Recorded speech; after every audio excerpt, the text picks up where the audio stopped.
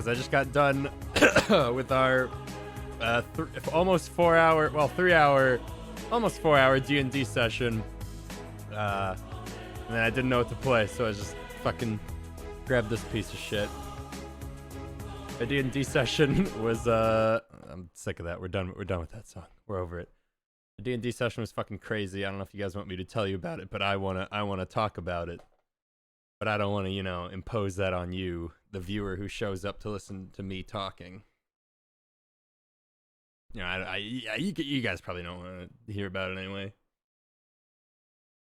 Yeah, it's just fucking nerd stuff. New War Chief, thank you for the 13 months. Welcome back. Using that Twitch Prime. I mean, we could always mute. All right, fine. You've convinced me. Okay, fine. I'll tell you about the D&D. I'll tell you all about it. All right, I'm gonna paint you a picture. Okay. We're in a cave. Picture this: a cave in the side of a hill. Outside, hurricane-esque weather, very hard to move in. Inside, 3 baby-like adolescent green dragons guarding piles of treasure. Right? We're a party of like level 7 adventurers. So there are 3 baby dragons. Or younglings, whatever the fuck. Not adults, but not babies. Right? So we picked a fight with those 3 baby dragons. We successfully defeated the 3 baby dragons. Well, 2 of them ran away. Turns out they weren't baby dragons. They were actually like...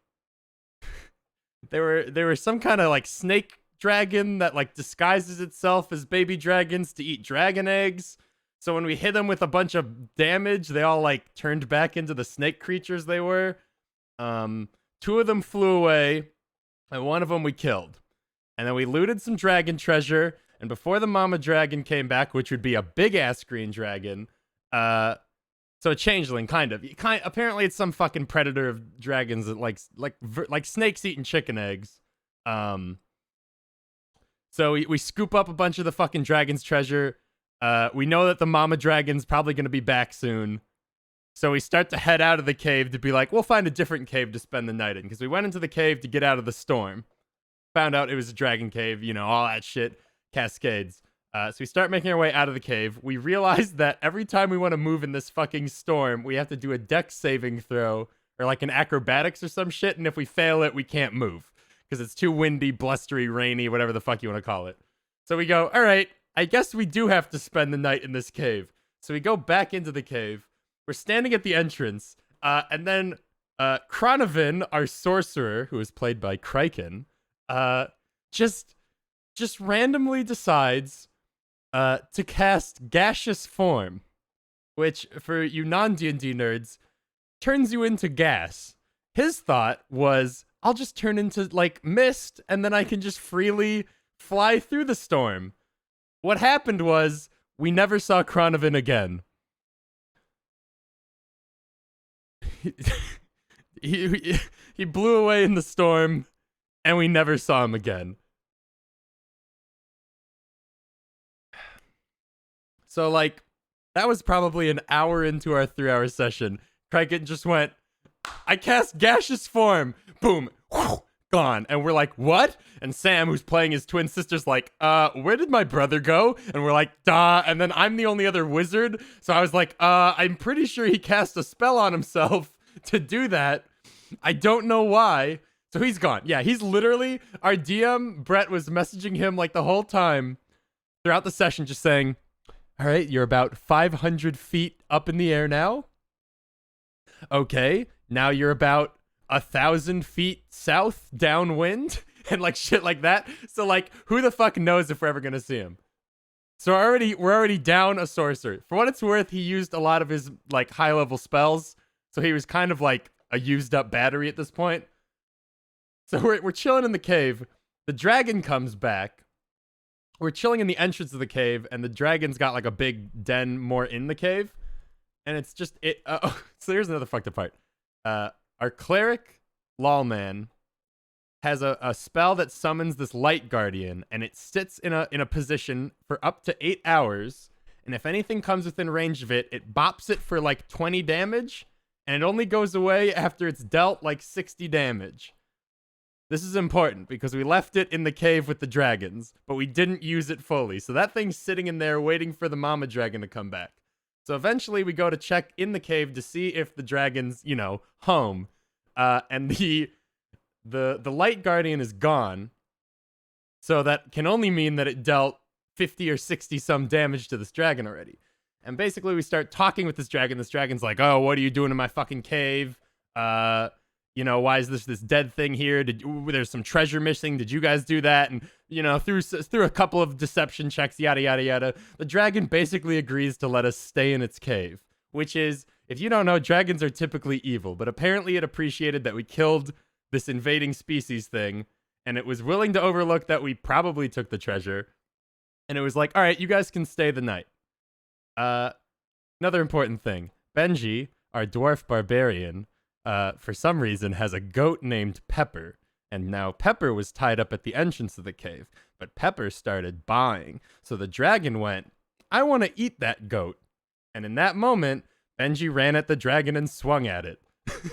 So Benji ran up to the dragon and swung at it, but he didn't hit it because he tried to aim for its head, but it's a really big dragon. So he just kind of swung at it, and the dragon found this quite amusing. From then on, everybody went into life or death battle mode just because it wanted to eat his fucking goat. So I'm stood on the side of the cave. Most of our fighters are like in front of it. This dragon fucking steps back, does a wing blast, which does 10 damage to like two of our people and knocks them onto their backs. So they're like prone. And it backs up and it does a cone attack, poison breath attack. And the poison breath hits like literally everyone but me. And it does 44 damage. And it immediately knocks out, I think, both Bree's character Ven and Benji's character Doki, the barbarian. My max health was 41. So that thing breath attacked for 44 in one attack. And I went, I don't think we should be here. So being the hero that I am, on my next turn after that dragon does its breath attack, I fucking sprint out heroically to the group. I was hiding on the side. I was 1 square away from being hit by the breath attack, and it just barely didn't clip me due to like how the cone is spread out on the board. It was a fucking miracle. So I heroically sprint up. I fucking cast Dimension Door, which is my most expensive spell. I grabbed Bree's character Ven, who had recently broken me out of prison during our time skip, and I fucking whipped her through the Dimension Door, and then I fucking jumped through it, and boom, I was gone. Also, I'm not a medic in any capacity, so when I grabbed the dying person on the ground who was unconscious, I didn't know if I was gonna be able to heal them. So I was really gonna grab an alive person, and then Bree was like, "You better fucking grab my character," and I was like, "All right, fine, I'll take the dead person." So one member of our party turned into fucking dust. He got Thanos snapped, and he's gone in the wind. And now the wizard and the rogue are also gone in an instant. So that leaves our cleric, our monk, our barbarian, and our cleric's squire. His name is Toby. He's bad. To fight a dragon, which we later learned was threat level 15, which apparently means it's meant for level 15 parties to tackle. We're level 7. Oh, and the goat. Yeah, the goat's there too. So they're fighting this fucking dragon. They're getting their ass beat. When I teleported, I was like, all right, everybody in here is gonna fucking die. And this fight goes on for like an hour. And ultimately, everyone's putting up like a really good fight. Like Benji's character Doki, this little fucking gnome barbarian, took like 2 bites, like 2 or 3 tail whaps in a row and shit. And he's just barbarianing out, and he's like, oh fuck, and he's tanking it. And he gets to 3 HP, and he's still fucking standing. And the dragon goes, dragon's taking a fucking hit.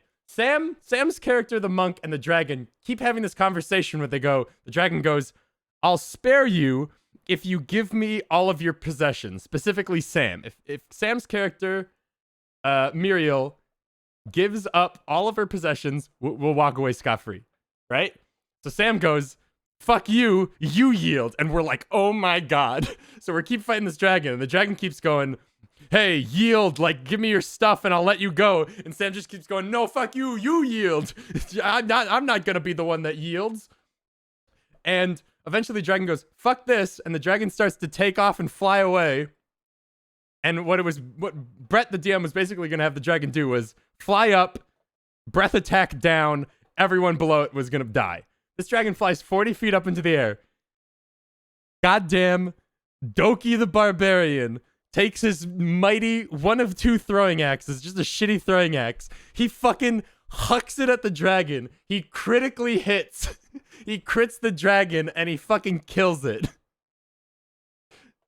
We fucking killed a fully adult-sized green dragon. Like, unhurt. Like, Kraken the whole time was sitting there in his fucking gas form. The whole time was sitting there in the chat, basically going, yeah, they're dead. They're dead. Like, there's no way. We should have run from a dragon like this. And I was also like, yeah, we're fucked. We're dead.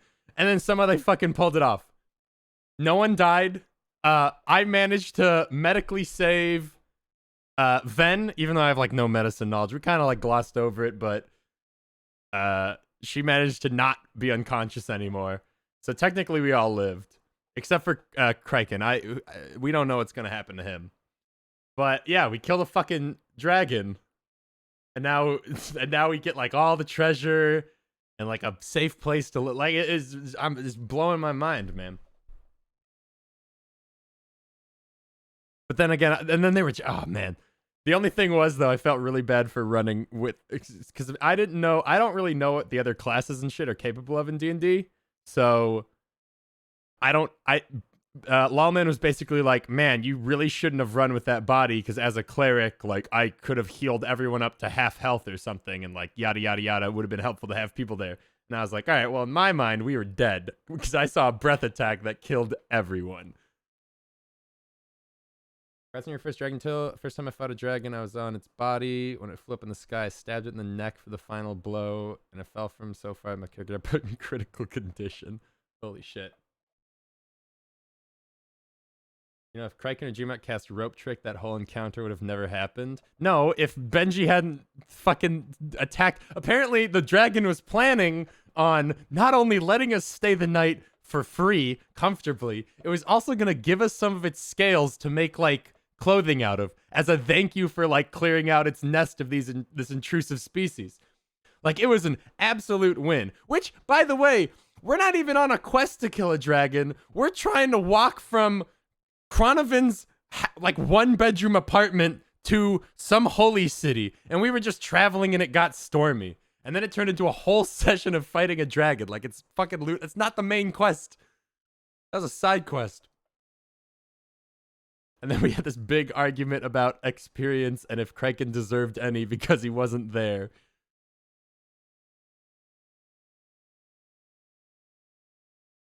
At least you don't have to walk that anymore. Yeah. So the other problem I'm having is that because I teleported, Dimension Door only takes you like 500 feet. So I pretty much went from in the cave to outside of the cave in the thunderstorm. And I don't know if my friends are dead or alive or not. So I don't know if my character's gonna like check the cave. I mean, he might, but like, you know? Have you watched Chernobyl? I have watched the first 2 episodes of Chernobyl. I thought it was good. I haven't watched the rest. Ugh.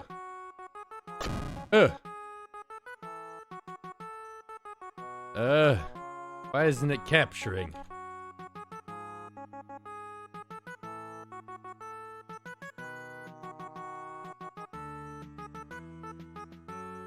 Do you have a familiar to check the cave for you? I do not.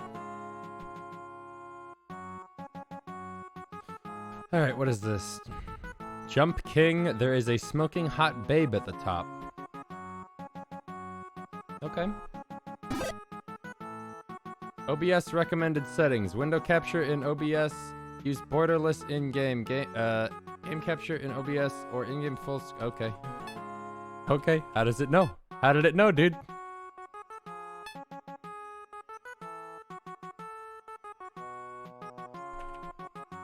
New Babe Plus? I'm not ready for that. Legend has it that there's a smoking hot babe at the top. Oh, that's all I need. Let's go. You have heard the legend too? Yes. So you're gonna get that babe, right? Yes, yes, I'm gonna get the smoking hot babe. Go on then, get up there. Okay, oh. Okay. So the concept of this game is you're a king and you jump. So, all right, that's not really. You know, games like Pogo Stuck? It's like one of those. You remember getting over it? It's like that. And already I'm failing. Okay. Oh boy. Oh boy. This doesn't bode well. Look, if anyone can do it, Elite Gamer Gmart can do it. Yeah! Okay. Oh! Alright, never mind. I give up. I quit. We're done. We're moving. We're picking a new game. Somebody else pick a new game. This is clearly a mistake. This is clearly a mistake. This is just a fucking big joke. Oh, jeez. Oh, fuck. Yeah! Shit. Oh. Okay. Okay. How the fuck?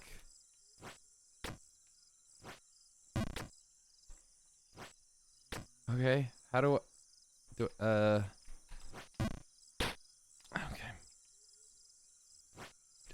No.